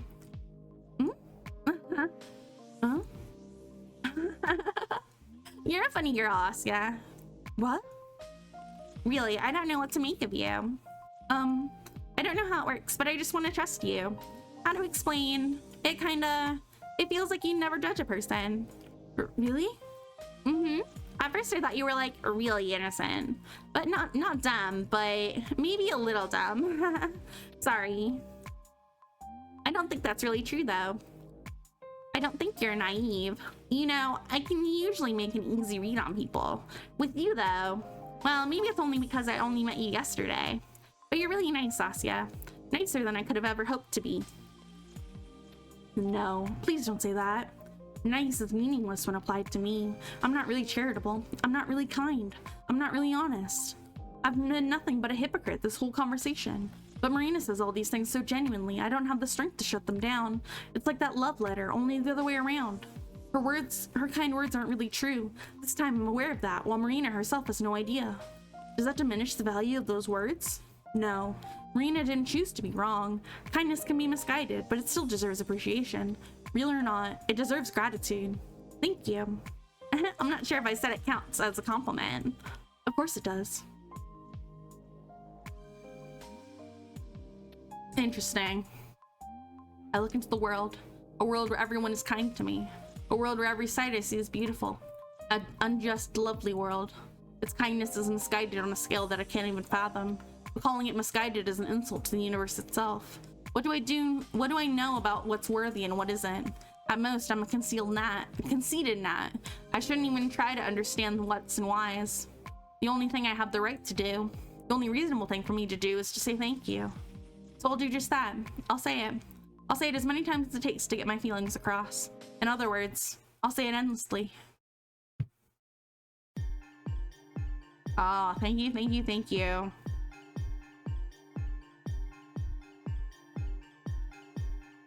Uh-oh. Is she breaking?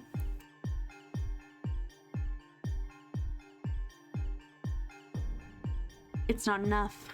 My life is finite, so is my gratitude. It will never be enough, even if I keep living until our dying sun swallows the earth. It's a promise I will never fulfill, so I'll retract it. I apologize. I need to try a different approach.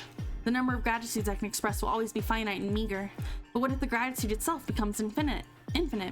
An expression of endless gratitude. Is that possible? Does it sound right? I can repeat my thanks for as long as I live, like a pulsar emitting wave after wave of electromagnetic radiation. Yes, just like that. A pulsar's radiation travels endlessly inside a vacuum. Mine should be able to do the same. But right now, my signals keep getting buried under the 10,000 kilometers of our planet's atmosphere. They're too weak. They dissipate under the weight of over 5 quadrillion tons of air. Well, not as if they travel straight up, but I'm not good enough at math to do the numbers. All that I know is my signal isn't strong enough.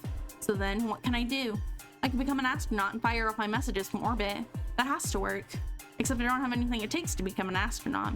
The next best thing I could be is send a strong radio signal from the surface, but sending a transmission powerful enough to break through the Earth's atmosphere requires equipment that's way out of reach. It's in the same realm of possibility as me actually traveling to space. But then what other options are there? How can my broadcast persevere? Right. Isn't it obvious? Of course, it's so much like me to rely on others.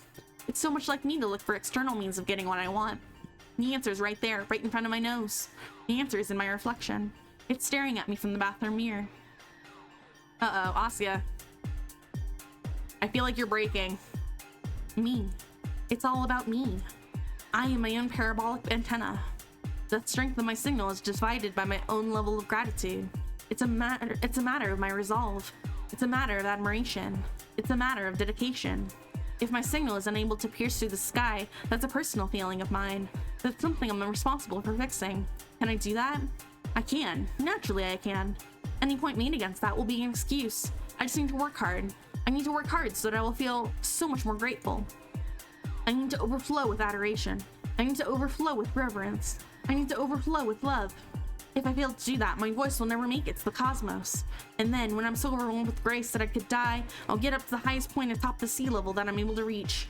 I'll climb up high and I'll look into the sky and I'll angle myself so that the trajectory is just right. Then I'll start my most powerful transmission to date, and I will scream thank you and I love you so loud that all the people in the radius of 3,000 kilometers will feel it in their hearts and bones and muscles, and their TV signals and radios will break. And the next day, the whole world will report a radio signal of unprecedented strength blasting from the communism peak. Although, maybe Mount Elbrus is more realistic. If I remember right, Dad climbed it when he was in university. At least he has a pin from there tucked away in one of his drawers. Maybe I should ask him about it. No, better not. He's tired after work. I should go to my room. Tomorrow's the weekend, so I can stay up late. I don't need to do any homework today either. I have the whole evening to myself. I will rest. And starting tomorrow, I'll work harder than ever before. I'll love this world with everything I've got. Interesting. So that's how the title plays into it. Wow. Asya is really an interesting character. I love the way that this visual novel is heading. So, wow, that's so cool. I don't know how I feel about Asya's declaration for love and understanding, but I don't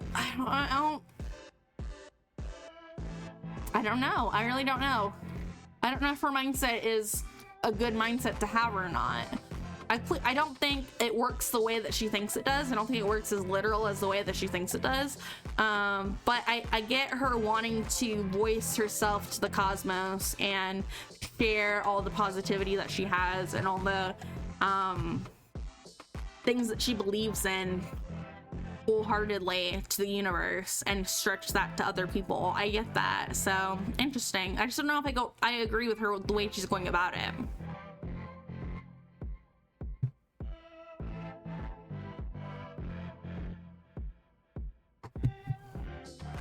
The world is as bright as the sunless day allows. The air is clear and soft despite the cold. The statue on the main square shines in silver. I've already made my rounds around the city. It's been a wonderful time as usual. I've seen all that there is to see. I've admired all there is to admire, is what I would say if I were a liar. I travel south, towards the single place I've been neglecting. It's easy to avoid since it's right on the edge of the long residential street. The car repair shop. There's nothing special about it at all, aside from the fact that the owner's son is a classmate of mine. So what's my problem with it? I suppose you can call it pettiness. Ever since that one incident, I've been avoiding the spot like a plague. But it was never the shop's fault. It was poor luck, that and my own overreaction. If I want to achieve my goal, I need to get over myself and face it. That's right, I'm sticking to it. I'm sending my message to the universe. Of course, there are requirements I have to meet. I need to take in and process the beauty of the whole entire world to achieve the right signal strength. If I can't find the beauty in everything this town has to offer, how can I ever grasp the grandeur of the planet, let alone the universe? I'm well familiar with every other part of Orchid 5. So excluding one area just because of an old joke gone wrong is just unfair. I'm sorry, car repair shop. I'll fix my mistake. I momentarily freeze up and scoop behind a corner.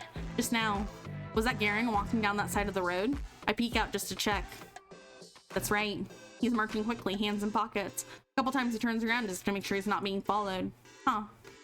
I wait until he's a good distance away before I come out of my hiding. I'd rather not encounter him after what happened yesterday. Yeesh. He's never been this crude to me before. I mean, there are plenty of people on the street, so maybe I'm being overly cautious. Better safe than sorry, right? The road ends. There's the workshop. It's bathed in pure white light, almost as if it's glowing, inviting me in. I take a look around and don't see anyone, just cold and empty cars. Some crates stacked by the building, concrete slabs. The snow keeps falling, softly flowing from the hills. It's quiet. I take a peek through one of the windows, but the only thing I see is my reflection. They fixed it then. Is there really nobody inside? It's not like I particularly wanted to enter, but I thought it might be the best way to go about it. Having a quick glance, see how normal everything is, and leave. Nice and simple. It looks like they're closed to 8 though. I was certain they worked on Sundays too. I should just check the schedule at the door. Huh. There. A scratched up metal plate. Let's see. Monday, 9 to 20. Tuesday, Friday, Saturday. Well, it looks like they're supposed to be open. Oh, but not on Sunday though, right? Should be open. It's Sunday, just past 12. Okay, maybe they are supposed to be open. I knock on the door, then give it a tug. It won't budge. Eh? I give it another tug and then a push. That's strange. Maybe it's not the time yet? But when, if not today? Will the universe really hold me back like that? No. Let's not jump to such conclusions. The mechanics are probably on lunch break. Of course. Though I don't believe they had it listed. Did I miss that? Monday, Tuesday, Saturday, Thursday, Friday, Saturday, but not Sunday.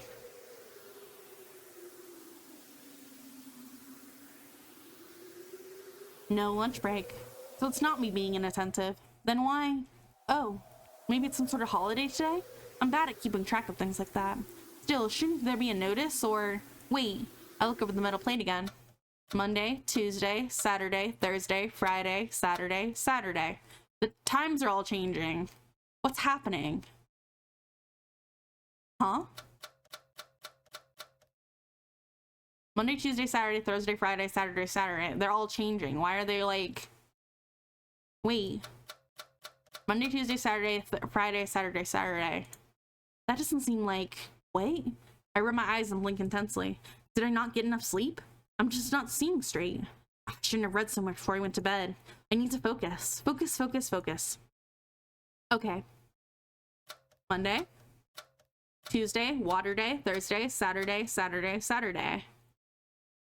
Huh? Matt, 2, Sat, Saturday. Uh-oh, she can't read.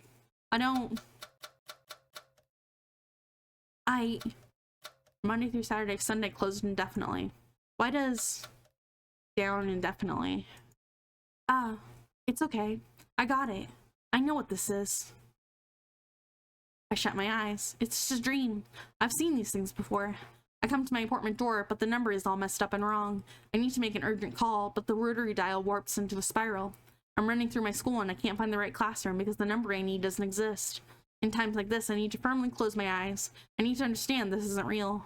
Then, when my eyes open, I'll be in my room. I'll see the morning light beaming in the window, projecting a bright square on the wall. I'll look into the sliver of the sky outside, and it will be a soft hue, pink and blue. Uh-oh. I open. Uh-oh. Monday, 9 to 20. Tuesday, 9 to 20. Wednesday, 9 to 20. Thursday, 9 to 20. Friday, 9 to 20. Saturday, 10 to 18. Sunday. Toast his face? Wait! What the fuck was that? Ah. I see. That's what it is. Wait, what? I stumble back. What is this? What's going on? My vision's clear. I look around. It's all the same. Is this a prank? There's no one here. Is this a prank? Garin. Yes, it's him. He was nervous. He was walking in the opposite direction. He's looking around me. A little surprised. Wow, that's quite a prank. You sure outdid yourself. How'd you do this? I know how you did this, Garin. I wonder how you did this, Garin. Please tell me. I can't figure it out. It's really amazing. You're so amazing. You really helped me out today, Vadim. Today, I've set out to fall deeper than before, to fall deeper in love. Right now, I'm so full of love, I feel like I'm gonna vomit. I'm so grateful, my fingers won't stop shaking. Thank you, Vadim. I won't forget this till the day I die. What the fuck is happening? Tosi's face is happy, calm, scared, surprised, angry. The window still won't let me peer inside. It's way too bright, so all I see is my own silhouette. When I look in the mirror, I saw the snowflakes neither harsh nor light because there is no snowfall, only snow. No, I misunderstood. Who said that I can't peer inside? That's me. That's me behind the glass. I'm looking in and looking out at the same time. I'm looking in and looking out the window. I see. What do you see, Asya? What do you see from the inside of the sealed body shop? The same thing you see from the outside, Asya. The same blue sky. The same infinity. The same unfashionable coat. Oh, what was that? That's... Jam signal C. The fuck is happening? What's happening? Is she dreaming? Is she having a nightmare? It smells of oil.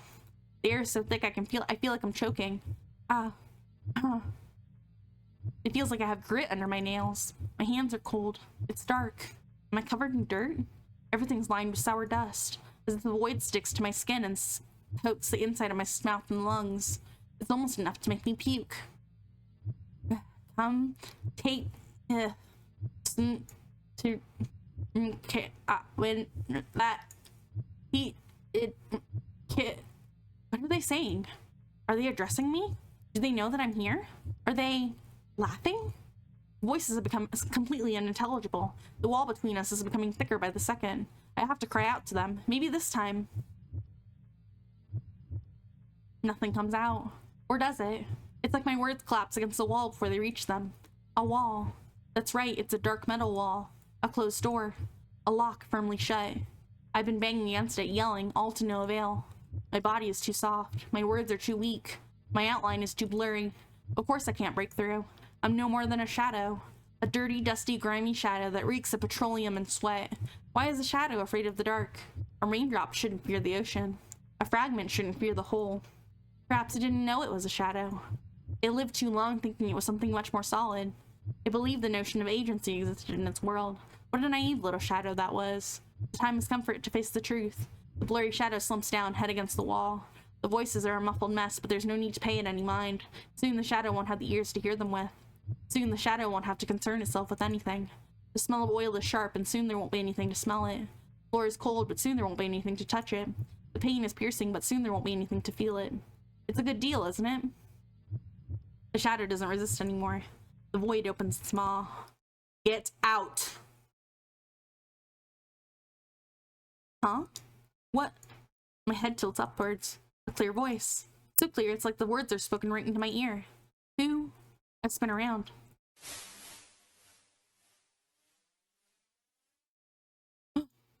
A window. Was it always there? Pale light seeps through the frost. The thin glass barrier is impossibly far, but maybe I can. No, I have to. I stumble and grope my way through the darkness. Ah, my hand strikes against something cold and heavy. What's that? Metal? A tool? Doesn't matter. Something to grab onto. The weight steadies me. Well, this thing sure is hefty. Or maybe I'm just out of shape. No, that's not true. I do have a shape. My body has a steady form. Of course it does, because my hand is firmly clasped around the wrench. I feel its temperature, weight, and texture. It's there. I'm there. My arm rises. As if this doesn't work, it's gonna be really embarrassing. Embarrassing? Who cares? You either do or don't. It's as simple as that. That's right. It's that simple. My arm swings down.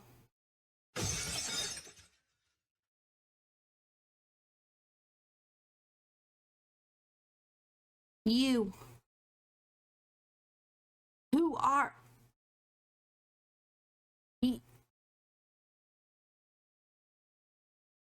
Why does it say me? Yeah? Jam signal C end.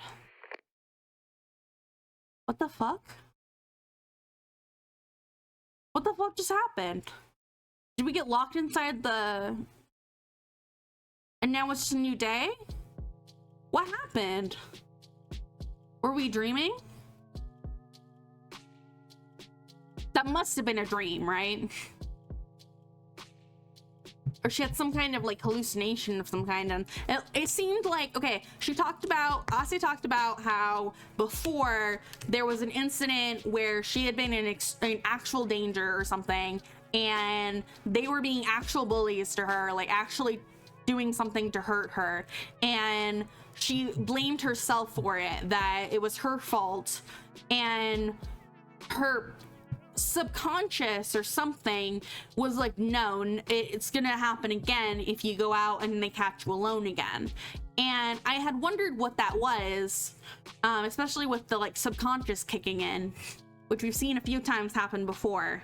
But I wonder if Vadim or Vadik or whatever his name is, the boy that's been bullying us, I wonder if he locked us in a garage or something and almost killed us. I wonder if he locked us in and we broke the window and we got in trouble or something. I don't know what happened, but it seems like we have some kind of trauma around that place because we've been avoiding it ever since. So I don't know what happened, and I don't have a clue as to if that was real or not, or if she really was locked inside the car repair shop and that's why she hasn't been there, or what's been going on. But she clearly had some kind of snap, right? So interesting. Asya is...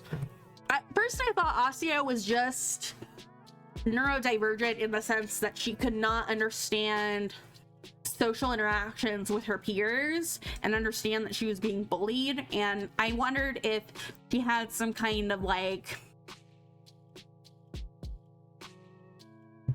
thought process that was being influenced by some kind of neurodivergency, where she continues to have this bad self-image issue. She continues to believe that the world is the way that it is for her and that she's just a part in it, and she should be grateful for that because the world is so great and she doesn't deserve that. And I wondered if that came from like a neurodivergent standpoint of, because it doesn't seem like she has a lot of trauma. It doesn't, other than the bullying. But I don't, it's very interesting. It seemed like she had these issues before she was being bullied. It seems like the bullying was a result of her not having friends, her not understanding her peers, her having this outlook that they're not actually trying to hurt her.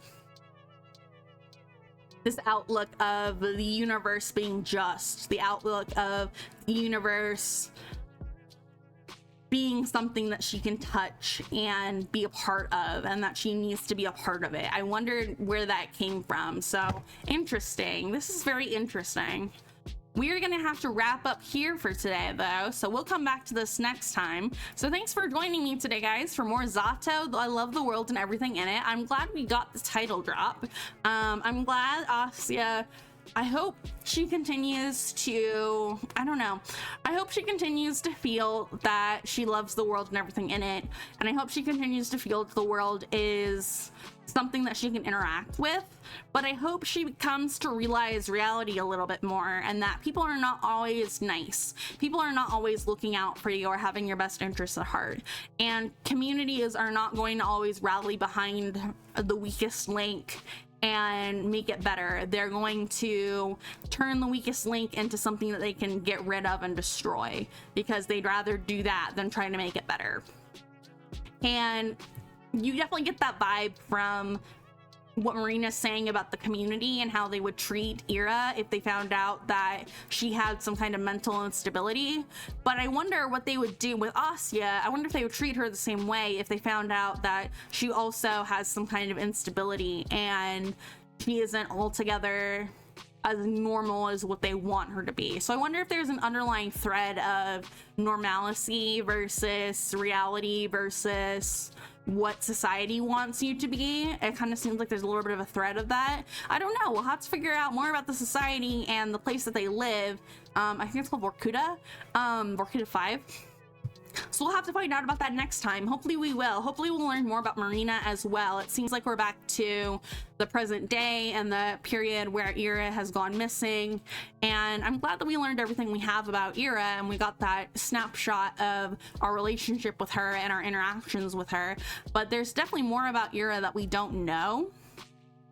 And I hope Marina helps us uncover some more of that thing, some more of what's going on with her. But I have a feeling that we're not going to uncover what's happening with Ira personally and what's making her so upset until it might be too late for Ira. I don't feel like there's going to be a happy ending for Ira. I definitely feel that. I don't even know if there's going to be a happy ending for Asya. So interesting. This is a very cute visual novel. I'm really enjoying it. I hope you guys are enjoying it as well. I love the mystery aspect of it. The psychological thriller is so terrifying. I did not like that scene that we just had with the freak out and Asya going crazy. That was really scary. I got really scared there for a second. The text moving so quickly, that was not me, that was the game. So I was trying to read it as fast as possible, but it basically was just nonsense about like Asya's inner thoughts of it's Garin's, or it's Vatic's fault, Adam's fault, whatever his name is, the boy's fault, and he's doing this to hurt her, or he's doing this again, and she's in a dream and she needs to wake up, and like reality is not making sense to her clearly. So I wonder where this is going to go as far as Asya's reality versus the reality of the world.